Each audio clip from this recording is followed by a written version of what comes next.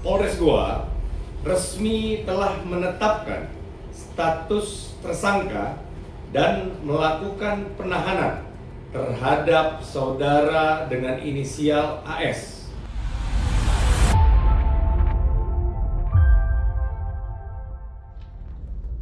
Kepala Dinas Perumahan, Kawasan Pemukiman dan juga Pertanahan atau Perkimtan Kabupaten Goa, Abdullah Sirajuddin, ditetapkan sebagai tersangka.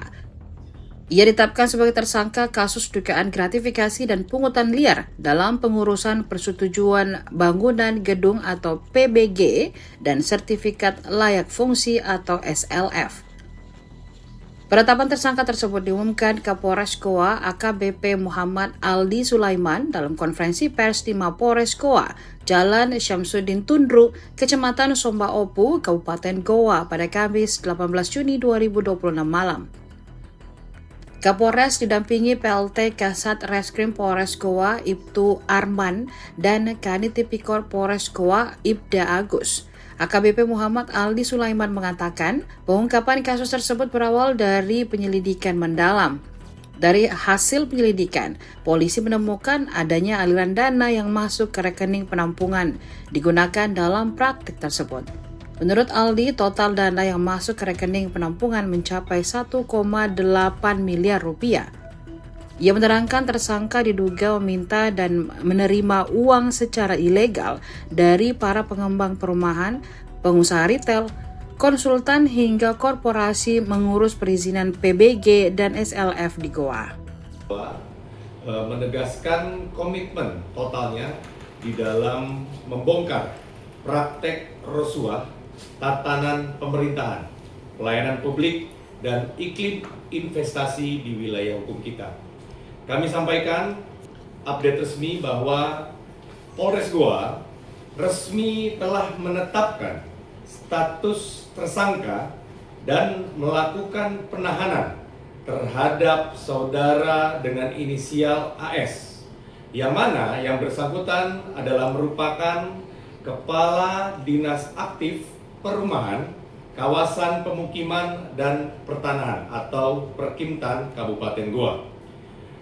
Kemudian dapat kami sampaikan, tersangka AS dijerat atas dugaan tindak pidana korupsi berupa gratifikasi dan atau pungutan liar, pemerasan dalam jabatan yang mana diakumulasikan dengan tindak pidana pencucian uang ataupun TPPU di dalam kegiatan pengurusan persetujuan bangunan gedung PBG dan sertifikat layak fungsi atau SLF pada Dinas Perkimtan Kabupaten Goa. Penahanan tentunya dilakukan adalah guna kepentingan penyidikan setelah yang bersangkutan menjalani pemeriksaan maraton kemarin tepatnya selaku tersangka selama kurang lebih 8 jam. Dapat kami sampaikan terkait dengan kronologis maupun modus operandi adalah perkara ini bermula dari adanya penyelidikan mendalam mengenai dugaan penyalahgunaan wewenang yang sistematis di dalam proses pengurusan PBG dan SLF. Modus yang digunakan oleh tersangka AS selaku kepala dinas adalah diduga meminta atau menerima sejumlah uang ilegal dari para pengembang perumahan, dari para pengusaha retail, konsultan, maupun korporasi pemohon izin yang ada di Kabupaten Goa dengan modus operandi untuk pembiayaan kegiatan dinas maupun sebagai fee transaksional untuk memperlancar penerbitan izin. Untuk menyamarkan praktik ini, jadi tersangka AS diduga tidak menggunakan rekeningnya secara langsung, melainkan memanfaatkan rekening milik saudara FSZ. Ya, yang bersangkutan saudara FSZ ini adalah merupakan staf ataupun tenaga honorer non ASN pada Dinas Perkimtan Kabupaten Goa. Yang mana rekening saudara FSZ itu digunakan sebagai rekening penampung. Terhadap saudara FSZ sendiri saat ini adalah statusnya sebagai saksi yang bersifat kooperatif di dalam membantu penyidik untuk membongkar seluruh alur perintah dari tersangka AS. Kemudian dapat kami sampaikan, berdasarkan hasil penyidikan ditemukan total dana yang masuk awal ke rekening penampung sejumlah 1.861.320.000 rupiah. Dan perlu kami tegaskan, nominal ini adalah baru temuan awal di dalam satu rekening penampung saja. Tentunya penyidik terus mendalami akumulasi aliran dana terstruktur lainnya yang mana menggunakan sistem komitmen per unit toko retail maupun kawasan perumahan. Dari total dana pada rekening penampung tersebut, sebagian besar kemudian diteruskan ke beberapa rekening milik tersangka AS. Ada juga yang ditarik secara tunai atau digunakan untuk kepentingan pribadi dari saudara AS selaku oknum dari kepala dinas. Dapat kami sampaikan, akuntabilitas penyidikan kami hingga hari ini telah diperkuat oleh pemeriksaan secara intensif terhadap 58 orang saksi. Dengan rincian, kami sudah melakukan pemeriksaan terhadap saksi-saksi dari internal Dinas Perkintan Kabupaten Goa.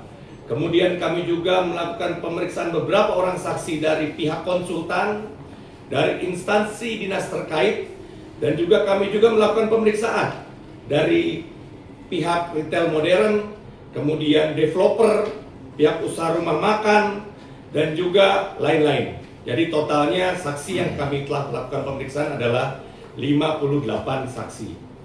Dapat kami sampaikan, penyidik juga telah melakukan pemeriksaan terhadap 4 saksi ahli demi memperkuat konstruksi perkara, yakni dari saksi ahli pidana. Kemudian kami juga berkoordinasi dan meminta bantuan ahli dari PPATK. PPATK adalah Pusat Pelaporan dan Analisis Transaksi Keuangan.